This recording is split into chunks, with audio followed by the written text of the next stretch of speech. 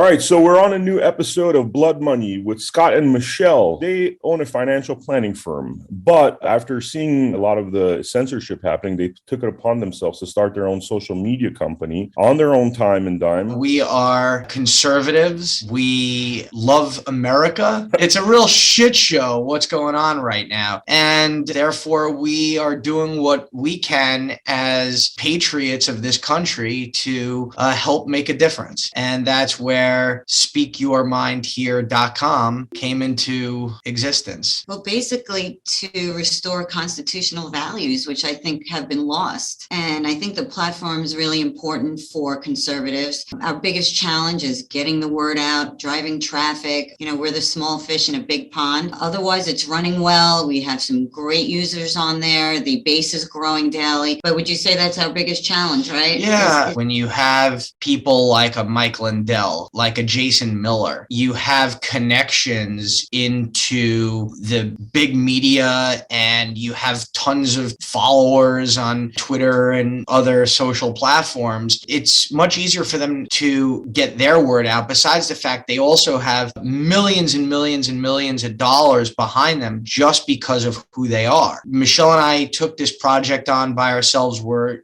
doing it on our own time, on our own dime. We don't have big investors behind us or anything like that. We're doing this because we love this country and we want to make a difference. So I think we're really onto something, and it's really just a matter of speaking to great people like you, Vem, and helping each other because we share a common mission. So I'm going to dive right into this. Since this show is called Blood Money, our key question that we ask individuals that we interview, what does blood money mean to you guys? To me, blood money is government. Government is legal, organized crime. The things that big government, I want to say politicians and just bureaucracy in general, politicians get away with things that your average Joe, it just would never happen. You'd find yourself in a courtroom behind bars in prison. It's really sad that people who are so high up in government can get away with the things that they do. So why do you think that is, that government officials always seem to get away with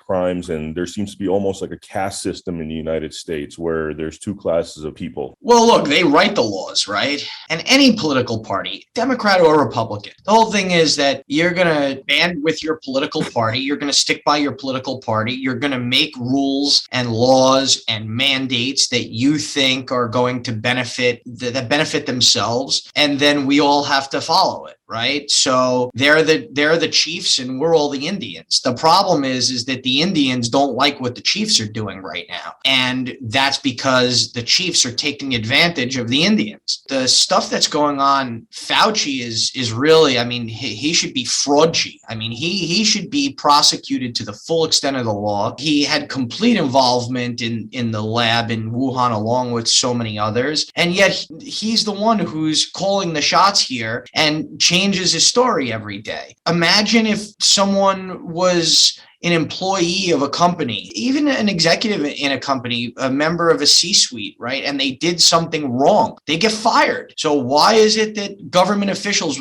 we have no term limits for in Congress? Then you have, we'll talk about Sleepy Joe. He's just a complete disaster. I got a meme the other day. If you walked onto an airplane and Joe Biden was the pilot, would you get on the plane? And this is the joke who's running our country. How does it change? How do we change all this? Well, look, that's a great question, Vem. And the way I think we change it is by, well, first of all, the midterms are coming up. And I truly think that there are people who have buyer's remorse. And I can tell you, I know people personally who they voted for Biden just because they couldn't stand Trump. And now look at the position that we're in. I think the way we need to change it is the one good thing about social media, in my opinion, is the quick access to information. Now, whether right or wrong, that's up to the user to be able to disseminate and do their own research and decide whether or not what they're reading isn't false and that it's factual information and kind of take it from there. I don't think that social media platforms should be doing fact checking. It's not the way social media was designed. And then because we have so much information, people who knew nothing about politics all of a sudden get involved in politics. So I think that the way we educate people is getting information out, like the way we are on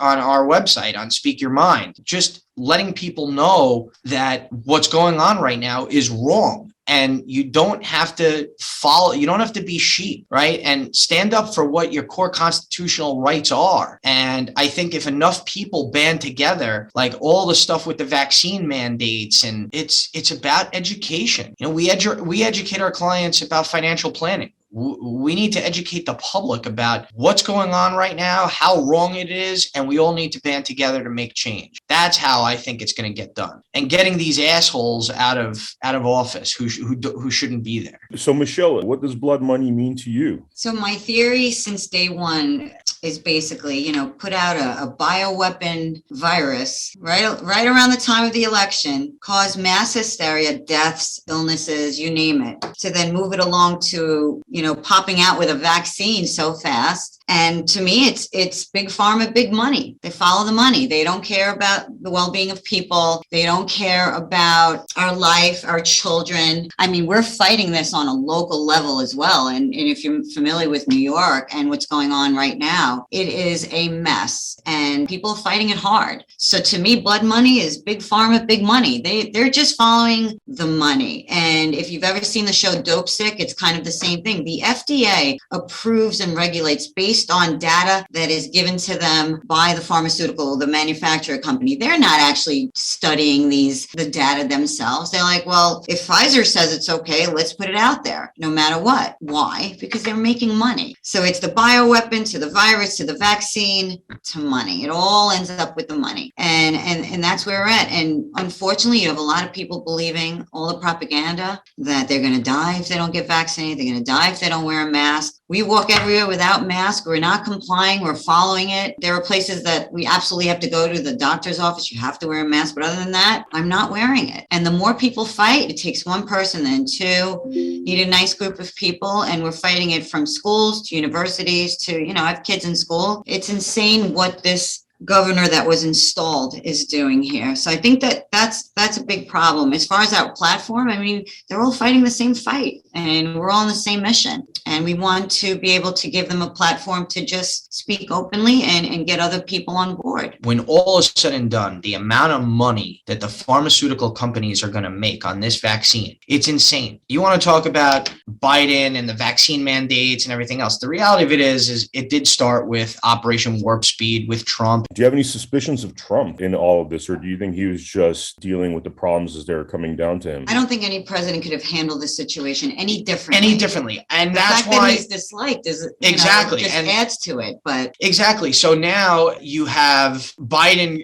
and everyone's all up in arms with the mandates, and I agree, but who the hell knows what would have happened and what Trump would have advised? And it doesn't take away the fact that Biden's a total loser and can't put two sentences together. Well, we will never know, because when a president doesn't get a second term, he didn't get to complete his job. And we don't know where we'd be right now. We know where we are. Inflation. I mean, the stores are empty, prices are, and people like my mother, who's a diehard liberal, will make excuses. Well, it happens. Well, it happens. What happened? We've deteriorated in 9 months, and it's happened. They don't look at it. They just support blindly. They don't look at the actual data and what's happening. Many people like that. It's scary. Do you think this is, because this is happening all around the world? A lot of people think that or claim that this is part of this like worldwide plan towards socialism, towards communism, to take away our constitution. What do you think about that?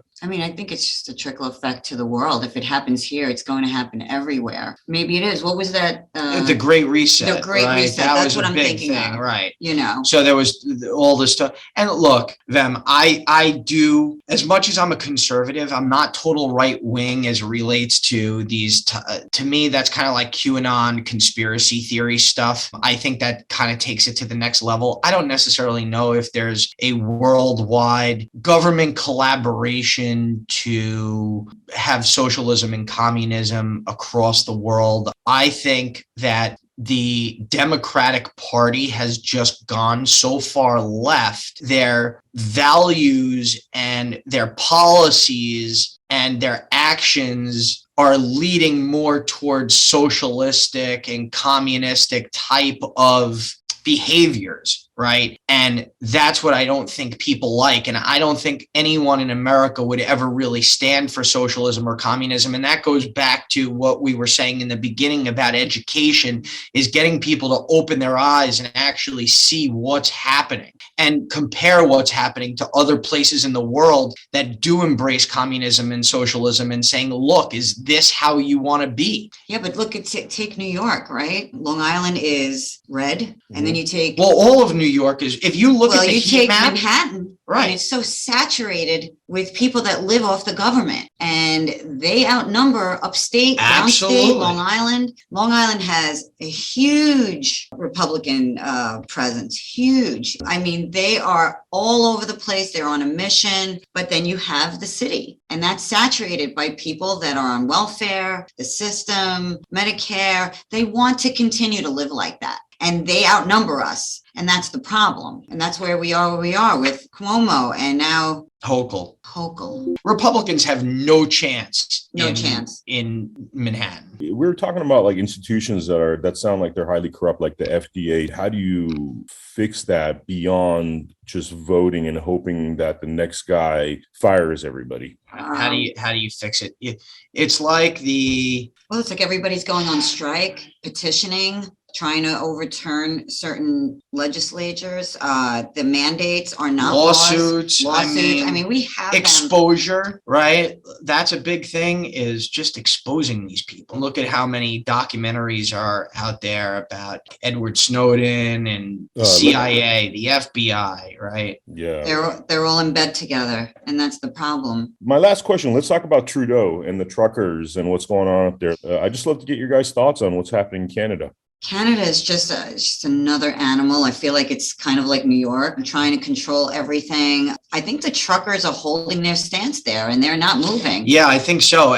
There were a whole bunch of too. I think people are they don't want to be controlled. And we need enough people to come forward and just put us into all this shit. Thank you, guys. Yeah, I just wanted a quick note. I actually signed up for speakyourmindhere.com, and it's a great user experience. It's a fantastic website. This is a homegrown social media platform, definitely much better than a lot of the larger social media platforms. And I really commend you guys for putting your time and dime into this. Just really happy that I've met such great patriots. Thank you so much. Likewise.